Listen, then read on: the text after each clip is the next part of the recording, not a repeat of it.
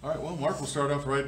This is kind of what you guys been aiming for all year for this weekend. Yeah, for sure. It's a different season in essence, and I think it's good that we've had a nice break between our last competition to get ready for this, and I feel like training's gone well. But you got to look at it as you got to put the regular season behind you at this point, everything you did has led up to this point, but look at it as a fresh opportunity because some guys are in great position regardless of how they perform.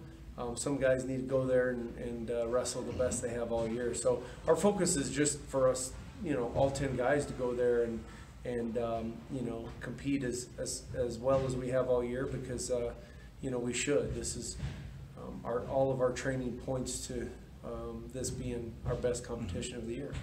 Obviously, the seedings came out. Mark, what'd you think? Branson got a #1 seed. You got a 3, 4, a few 5, 6s. What'd you think of that?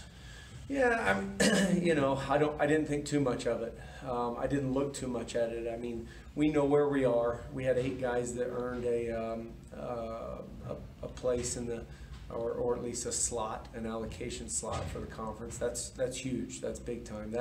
Those are the things that I pay attention to. But as far as seeding goes, it's going to be the best tournament it's ever been for sure. I mean, the Big 12's added teams; it's only gotten stronger. The programs have gotten stronger. So, this is a challenge, and it's a great preparation for the NCAA tournament. And that's I've said this the last couple of years. It's the entire reasoning behind why we joined the Big 12, so that our guys got a taste of a major qualification tournament, a 2-day weigh-in, a 2-day tournament, a great crowd, and most importantly, great competitors to go against. And that's what we have to do. We have to push ourselves against some of the best guys in the country right now. And we've shown all year at times, I mean, pretty much everyone in our lineup at times has shown that they could compete. Some of them have beaten top 10 guys, some of them top 15, but everybody has went in and against some ranked guys and beat them. But this is the time where you use that confidence and you put it all together, because you don't have to do it just once this time. It can't be just kind of like an oddity. It needs to be consistent over 2 days. You're gonna have to beat some ranked guys over 2 days. So the ultimate focus is getting to the next point, which is the NCAA tournament. So, where we place is, you don't really necessarily go and go, we all need to win it. We don't need to win it. Now, back in the old WWC, a lot of situations where you have to go win this thing if you want to go to the NCAAs. We don't have that issue except at 157 this year. And that's pretty much what Dewey has to do. He has to win it or his season's over. Everybody else, you might need to be in the top 5, top 6, top 7. So if you have a hiccup, saddle back up and get ready to ride again, because their tournament's still going and your season's still going.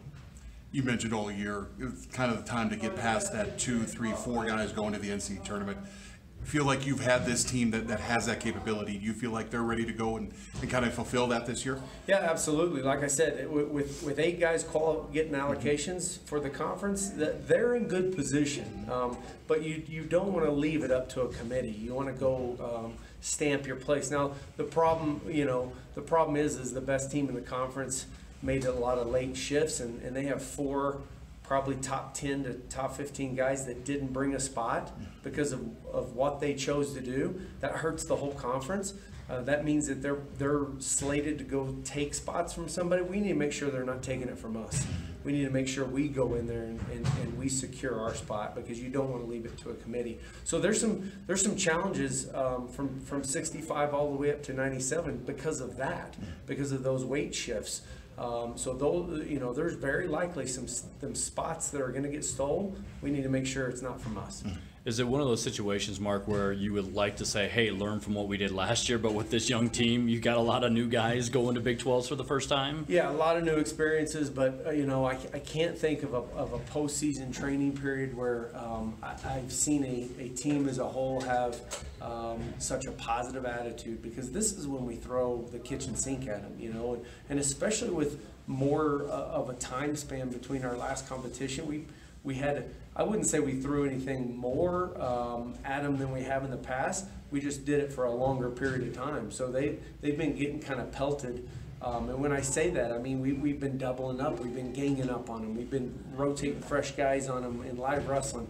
We've been making them take 90% of the reps when it's our drill. So they've, you know, and then conditioning. They've been pulled out and been conditioned as a 10-man unit. Those things will wear psychologically on you, and I've seen it over and over again. And I can't think of a team that I've had that has accepted the challenge with such a positive attitude. I mean, this training is meant to kind of push you to the point of breaking, and then build you back up even if you have to, because it's like, hey, this is the Big 12 tournament. This is the postseason. We're getting prepared for nationals. You're going to see everything and anything. You're going to see huge upsets. You're going to see crazy things happen. So we push them into a place that they're uncomfortable, and nobody's really shied away from it, and that's encouraging. Doesn't mean anything. I mean, that's the bottom line is nothing means anything until you step on the mat and do it. So they still have to do that, and you're right, with a young group, they need to go in and wrestle like old veterans. And we'll talk about that, but I'm going to go back to their training and go, we threw everything I've thrown at Bryce Meredith, at Joe LeBlanc, at, you know, Alfonso Hernandez. I've thrown everything that I've ever thrown at those guys, at you guys, and you didn't blink. And that's where you gain that confidence to go, we're ready to go compete at this level, and be ready for a dogfight. Like I said, it's not one guy you got to go knock off. You be ready to knock off 2, 3, 4 guys.